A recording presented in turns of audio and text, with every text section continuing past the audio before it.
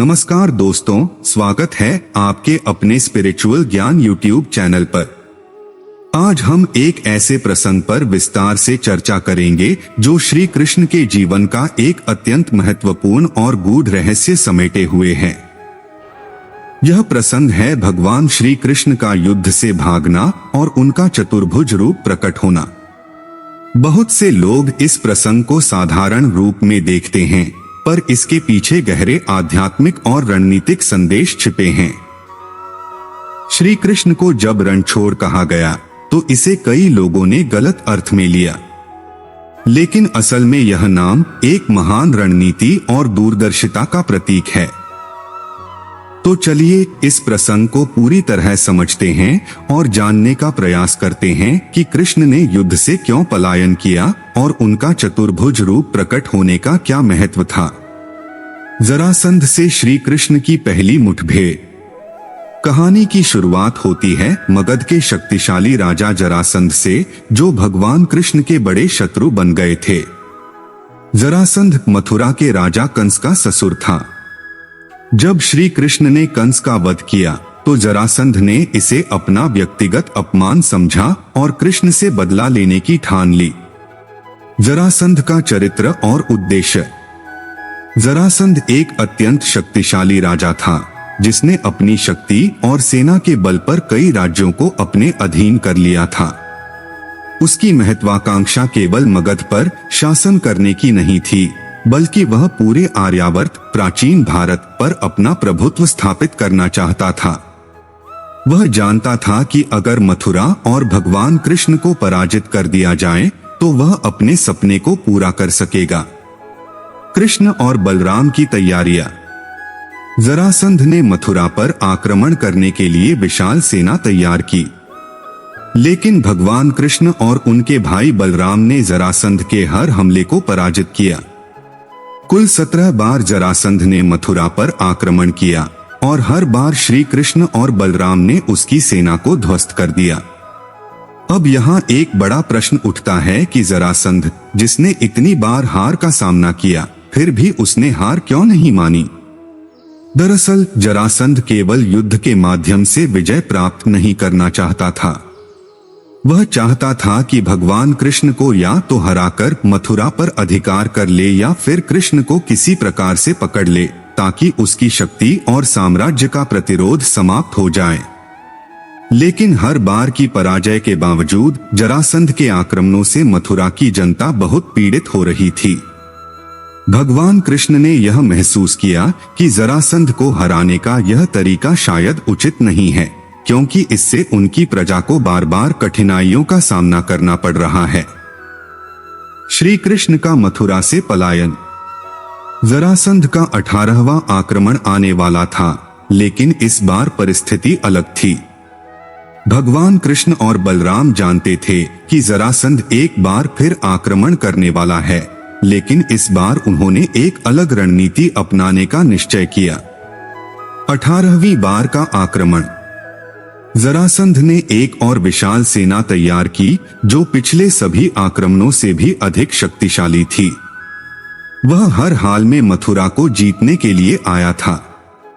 भगवान कृष्ण जानते थे कि जरासंध को हराना तो संभव है, लेकिन हर बार के युद्ध से उनकी प्रजा पीड़ित होती थी। अब वे केवल युद्ध जीतने की बजाय अपनी प्रजा को इस लगातार हो रहे संकट से स्थायी रूप से बचाने की योजना बना रहे थे।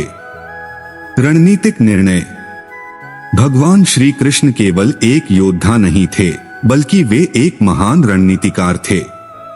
उन्होंने यह निर्णय लिया कि मथुरा को छोड़ देना ही सबसे बुद्धिमानी होगी, ताकि जरासंध मथुरा पर आक्रमण करना छोड़ दे और उनकी प्रजा को शांति मिले। इस निर्णय के पीछे एक गहरा विचार था। कभी कभी पीछे हटना भी एक विजय का हिस्सा होता है। इसे एक महान रणनीति के रूप में देखा जा सकता है, जो न केवल बाहुबल बल्कि बुद्धिबल से भी जुड़ी होती है। मथुरा से द्वारका की ओर पलायन। भगवान श्री कृष्ण ने मथुरा की जनता के साथ द्वारका की ओर पलायन करने का निश्चय किया। द्वारका एक नया शहर था, जिसे कृष्ण ने समुद्र के बीच में बसाया। यह शहर एक अजेय किला था जो समुद्र से घिरा हुआ था और शत्रुओं के लिए पहुंच पाना अत्यंत कठिन था। कृष्ण की दूरदर्शिता। भगवान कृष्ण का यह निर्णय बताता है कि वे केवल अपने राज्य की सुरक्षा नहीं चाहते थे, बल्कि उनकी सोच दूरदर्शी थी। द्वारका केवल एक नया नगर नहीं था, बल्कि एक रणनीतिक किला था जो भविष्य में किसी भी प्रकार के आक्रमण से सुरक्षित था।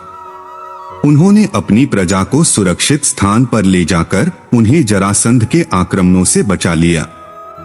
श्री कृष्ण को रणछोड़ क्यों कहा गया? अब यहाँ एक बड़ा सवाल आता है। जब श्री कृष्ण ने मथुरा से पलायन किया तो उन्हें रणछोड़ कहा गया, लेकिन क्या यह भागना कायरता का प्रतीक था? रणछोड़ नाम का गलत अर्थ। कई लोगों ने रणछोड़ शब्द का अर्थ यह निकाला कि कृष्ण युद्ध से भाग गए, लेकिन असल में रणछोड़ का अर्थ है युद्ध से पीछे हटकर एक नई रणनीति अपनाना। कृष्ण ने जो किया वह कोई कायरता नहीं थी, बल्कि यह एक अत्यंत बुद्धिमानी भरा कदम था। कृष्ण ने हमें यह सिखाया कि कभी कभी युद्ध को टालना ही सबसे सही निर्णय होता है। वे जानते थे कि जरासंध के साथ बार बार का संघर्ष मथुरा की जनता को अधिक कष्ट दे रहा था। इसलिए उन्होंने मथुरा छोड़ने का निर्णय लिया और द्वारका में एक नई शुरुआत की। रणनीति और बुद्धिमत्ता का प्रतीक। कृष्ण का रणछोड़ कहलाना यह दिखाता है कि युद्ध से हर बार सामना करना जरूरी नहीं होता। कई बार शांति और स्थायित्व के लिए पीछे हटना भी एक महत्वपूर्ण कदम हो सकता है।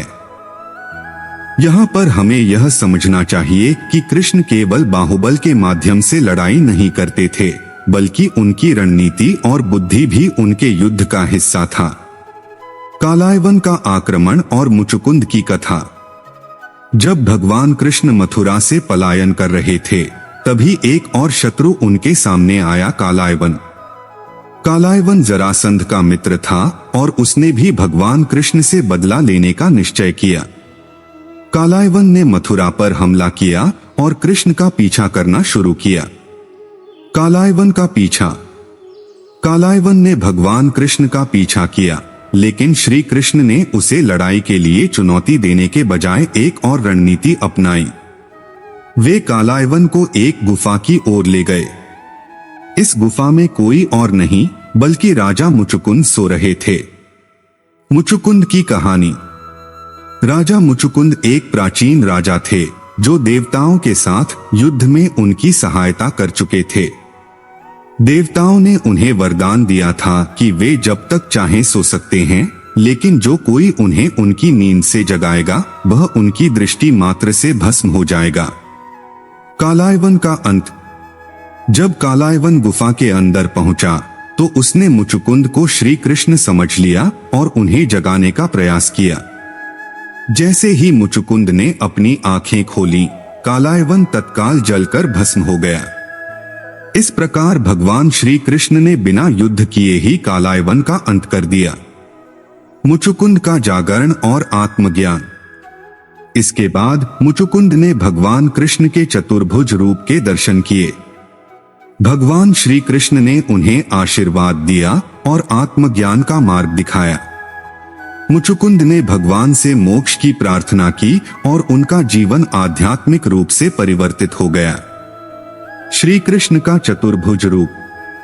जब मुचुकुंद ने कालायवन का अंत होते देखा, तब उन्होंने भगवान कृष्ण के चतुर्भुज रूप के दर्शन किए। यह वही चतुर्भुज रूप था जिसे हम भगवान विष्णु के रूप में जानते हैं, शंख, चक्र, गदा और पद्म धारण किए हुए।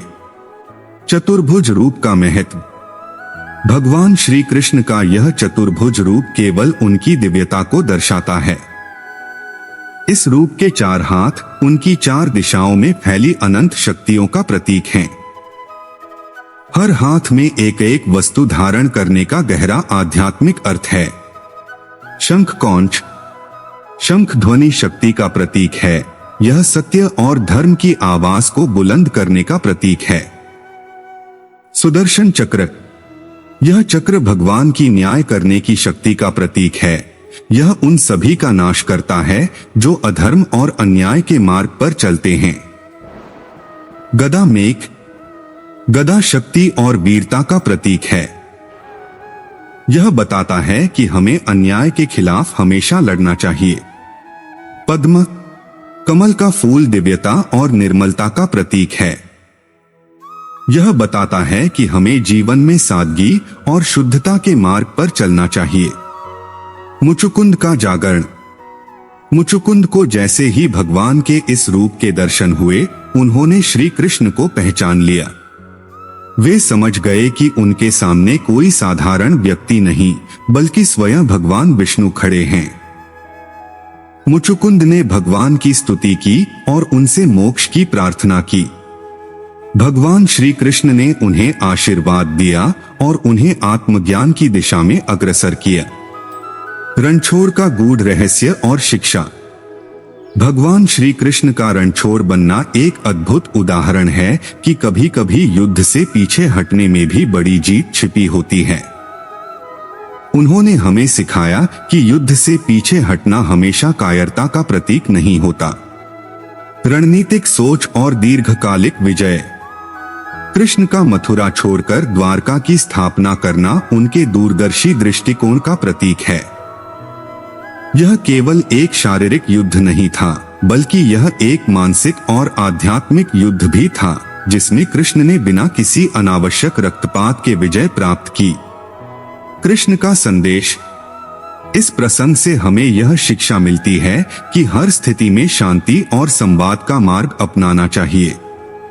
लेकिन जब युद्ध अवश्यंभावी हो, तब भी हमें अपने कर्तव्यों का पालन करना चाहिए, परंतु सही रणनीति के साथ। भगवान कृष्ण की दिव्यता और हमारी जीवन यात्रा। श्री कृष्ण का चतुर्भुज रूप हमें यह बताता है कि वे केवल एक राजा या योद्धा नहीं थे, बल्कि वे परमात्मा के अवतार थे। उनके जीवन से हमें यह सीखने को मिलता है कि चाहे कितनी भी कठिन परिस्थिति क्यों न हो, यदि हम सही मार्ग पर चलते हैं तो हम हमेशा विजय होंगे।